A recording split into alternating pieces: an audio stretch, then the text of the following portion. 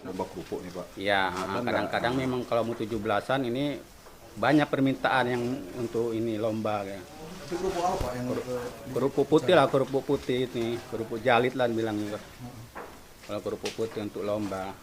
Pak biasanya beli kemari itu siapa aja mesin Pak? Biasa kan dari kita kan ngisi-ngisi ke agen-agen ke pajak-pajak, kan ada sales yang keliling. Tapi ya banyak juga dari sekolah-sekolah kadang datang juga ada yang pesan, kadang minta kan untuk perlombaan anak-anak. Di sekolah Pak? Tapi kebanyakan kita ngisi ke pajak-pajak lah, ke glosir-glosir. Jelajahi cara baru mendapatkan informasi. Download Metro TV Extend sekarang.